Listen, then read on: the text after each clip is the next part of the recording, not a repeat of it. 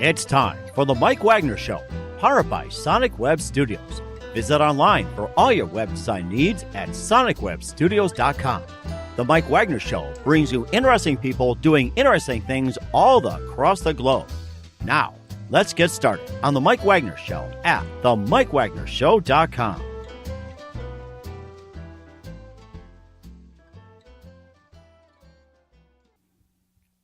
Hey everybody, it's Mike from the Mike Wagner Show, powered by Sonic Web Studios. Visit online at sonicwebstudios.com for all your needs. Looking for a professional website without breaking your budget? Sonic Web Studios is the answer. Sonic Web Studios offers fast, affordable custom web designs that blow the competition away. Call today at 1-800-303-3960. That's 1-800-303-3960. Or email to support@sonicwebstudios.com. Mention the Mike Wagner Show. Get 10% off your first order. Sonic Web Studios. Take your image to the next level. Also, the Mike Wagner Show can be heard on themikewagnershow.com. Also on Facebook at thefacebook.com/The Mike Wagner Show. You can also like, invite, share, and listen to previous interviews. And feel free to share a page to your family and friends and spread the word. Also, you can also download and listen on SoundCloud, Spreaker, Spotify, iHeartRadio, and you can also watch the interview on YouTube.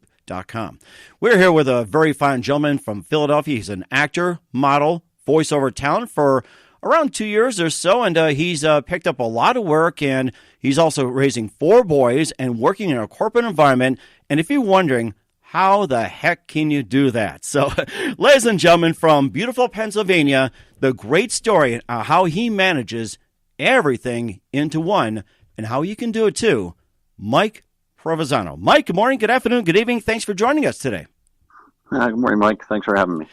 You're welcome. You've been an actor, model, voiceover talent for quite a few years. You recently got into it, and plus you're raising 4 boys, and one of them is a very special guy, and you work in a corporate environment. Of course, you do a lot of juggling, but listen to your work. You do a great job and everything. You also got some upcoming films. You've got No Way Out that's coming up. You also appeared in Cage the Bear, Project Time Jump, and more. But first of all, tell us how you got started in acting. Well, it was actually an accident. A buddy of mine was an instructor at a acting place in Pennsylvania, and he told me I should check it out, and I thought he was joking, and he was serious. So I went to a open call with about 50 people. They invited 4 of us to come back, and that's kind of how I got started. It wasn't really like planned or anything like that. It was just kind of a fluke, for lack of a better term. So what guy influenced you into acting? Did you have any acting experience? Way back when, maybe just something subtle, or what favorite actors did you grow up watching? Oh, for me, Tom Hanks has been one of my favorites all along, as well as Tom Cruise. Hanks is he's got that, I don't know, he's got that all-American, he's hysterical, but he plays a lot of range as well. I enjoyed watching everything he's done, from Bosom Buddies through Forrest Gump to, whatever his next, Mr. Rogers, I think, is his next one. Yes, a lot of really rave reviews. I haven't had a chance to see that yet, along with Bohemian Rhapsody. I mean, I've got a laundry list to do, but of course, maybe people work in a corporate environment 40 hours a week and balance everything out. And, speaking of working, you've been in a corporate environment for quite some time, so tell us exactly what you do. Well, I used to be in the audiovisual business, actually, in the rental industry, and I was the VP of operations there. I'm actually not there any longer. And we basically provided solutions to corporate America for their AV rentals. They would go to an event, and we would provide the hardware, the people, the screens, the cameras and microphones and projectors and all that kind of stuff. Mm-hmm. So I kind of ran operations for that company for a long time. Now, did you service the hotels, the businesses and everything, and whereabouts did you service? Well, we didn't. We kind of competed with the hotels because the hotels were doing the exact same thing we were doing. The difference was we were going from our location in Pennsylvania, and we would travel around the country based on where our clients would go. So if a client was, a a client in New Jersey decided they wanted to have a large event out in, California, we would load up our trucks, send out a couple guys, freelance people out there, and kind of do that whole thing that way. So we primarily work with pharmaceutical companies and corporations. So that's kind of where I've been in the technology world most of my life. Wow, that is something too. And of course, you also appeared in some voiceover as well too. And it's amazing. You're in a pharmaceutical as a lawyer for, was it Viva Pharmaceuticals? So you can just tell us a little about some of the industrial work you've done and how'd you get involved with it? Yeah, that was a combination of voiceover and internal video for a client that's around the corner actually from me, who found me through one of my very first agents and booked me for a couple jobs, and it was a fun one. It was pretty easy, but it's I have that pharma voice kind of look, and that's kind of, I guess, why they picked me. And they've used me for a couple jobs so far, which is kind of cool. And in the commercial world, you just don't know what's coming and what's not. But that one was, like I said, it's more internal on their end, so it's not really shown to the public, but it's used internally for their training exercises and such. Mm-hmm. And of course, there's plenty of work to do in voiceover as well, too, besides the industrial.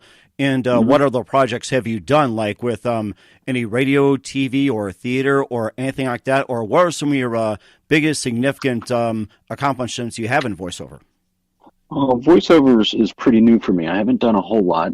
I just did a video arcade game or a bingo game I just finished. But I've done Viva Pharmaceutical. I did part of a book for a company called Ferguson that's not released yet. That's coming out later this year. Did some, I haven't done a ton of voiceover just because it's new for me. But I see it picking up. I took some training last year, and we'll see where that one goes. But if there's one thing I can say that I've done probably more of, it's more of the commercial/infomercial type of work with different companies that promote products that are new products that are out there, and kind of play the like the dad look or the lawyer look or that kind of thing. So I've done a lot of that type of work, and my print work's actually starting to pick up as well. That is very nice too. And of course, speaking of print work with modeling, you also did some work for Nike and also Fingerprint, Field and Stream, and many more. And tell us how I got involved with that, and especially Nike. And I did talk to someone who was also a model for Nike too. A very interesting story. Well, that one was actually a different one, because I actually they used me as a sculptor for a model for the sculpture that they actually made, and they put in a Nike location out in Oregon.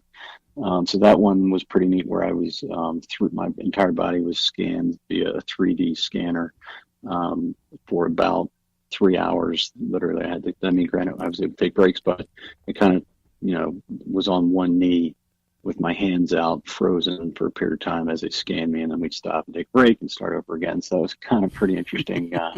But it's, now I can say that I'm on site at a Nike location. My body is. My face wasn't used for it because it was designed for a high-profile basketball coach, actually. Oh, really? Which basketball coach is that, if I ask? Coach Mike. I always say his last name wrong. Trzynski. I always say his name. Is he the coach from Duke? Yes. It's Mike Krzyzewski. Okay, yes. It's just yep. I always say his name wrong. Right. Of course, many of us have watched basketball for quite some time, and him growing up in Chicago, I hear that name a lot. If I look at it for the first time, I'm like, what? So, you have to hear it on a regular basis, but But of course, he's one of the people like to check as well, too. And, of course, you also been involved in another sports project. We'll talk about that. First, you listen to The Mike Wagner Show at themikewagnershow.com, powered by Sonic Web Studios. Visit online at sonicwebstudios.com for all your needs Looking for a professional website without breaking a budget? Sonic Web Studios is the answer. Sonic Web Studios offers fast, affordable custom web designs that blow the competition away. Call today at 1-800-303-3960. That's 1-800-303-3960. Or email to support@sonicwebstudios.com. Mention the Mike Wagner Show and get 10% off your first order. Sonic Web Studios. Take your image to the next level. Also, the Mike Wagner Show can be heard on the MikeWagnerShow.com. Also on Facebook at Facebook.com/The Mike Wagner Show. We encourage you to check out the interviews, like, share, invite people, and please share the word and spread to your family and friends. And also, the Mike Wagner Show can also be heard, downloaded, and listened on SoundCloud, Spreaker, Spotify, iHeartRadio. And also, you can watch the interview on YouTube and take the Mike Wagner Show wherever you go. Okay, we're going to talk about a couple of movies and some projects you got into. You had an upcoming project called No Way Out that's still in the work, but you also appeared in a couple of interesting ones, too, called Cage the Bear and Project Time Jump. So you can just tell us a little bit about both of those. Well, Cage the Bear was shot here in Philly, the Philly area. I have a supporting role where I play a government agent, and it's an interesting film. It's about people from outer space that come into the world, and we are trying to help with a cover up. And like I said, my role is to just be a government agent. It's a small piece, but it was a fun film that I got to be a part of. It does sound like it too, and you can tell a little bit about what the Cage the Bear is about. Having a spaceship crash into Siberia with the power to destroy the world, and maybe a little bit about the plot as well, and where can people find it? Well, it's actually out on YouTube now, but they do have a DVD that's out there. This is Cage the Bear 2, so they did the first one. I wasn't part of that, but they did the one a few years back, and so now Cage the Bear 2 is out there. Like I said, you can find it on YouTube, which means it's probably on Prime and Netflix and all that stuff too. It was a fun shoot, and like I said, it was a small part for me, but it was definitely a fun opportunity for me that I got to be a part of. And you're also in Project Time Jump as well, too, which was somewhat of a follow-up, and we're just trying to get on that here, so you can just tell us a little bit more about Project Time Jump. It's a adventure, mystery, and a sci-fi. Yeah, that one was a cool one because they basically took clips of, let's say 100 different people. And we actually all shot from our houses and didn't have to go to a studio or anything like that. And we just played individual roles where we, I play a kind of like a manager guy that's trying to talk people into moving forward with their positions in life. And everybody else has a similar type of role, so it was kind of a cool one. Unfortunately, it wasn't something that we all met and did on site. It was something we all individually did, and they put it all together. That is something too, and it's shot not too far from your house. And do they just say, "Hey, come on by and just take a look"? You walked over there, or you just simply auditioned? Oh, no. It was actually. Yeah, no, it was a guy that was from overseas in the UK, and I had a Skype interview with him, and he said, "Yep, I like you, and let's do a scene." So he sent me over a script, put it together, shot it a few times for him on a green screen, sent it back, and he was able to take it from there. He put a background to it, which was moving and all, which was pretty cool, but it was something I did right from my house. Oh my goodness! And you have a green screen, almost like a TV studio in your basement, or? Yeah, kind of. The green screen's pretty easy to use as long as you have it lit right. It works pretty well. It's good. It's a green screen. For those of you who don't know what it is, it allows you to put whatever background you want to put on the behind you. Putting video behind it's a little tricky, but they did a nice job with it on this one.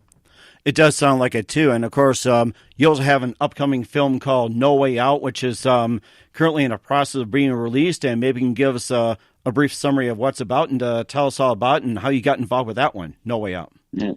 That one hasn't started yet, but I get it's a horror film. I get to play a crazy doctor in it. So I can't give too many details on it yet, just because it hasn't been released yet. So I don't have a script yet for that, but that one is coming up. I think we're supposed to start filming the next month or two. That is amazing. And of course, you playing a crazy doctor. And of course, Mm-hmm. do you think that tied into pharmaceuticals in a way too? Or I don't know. This one's supposed to be a horror, so I think it'll be a little different than that. you just have to be careful on who you mention in terms of pharmaceuticals on that one. But of course, it's going to be a release as well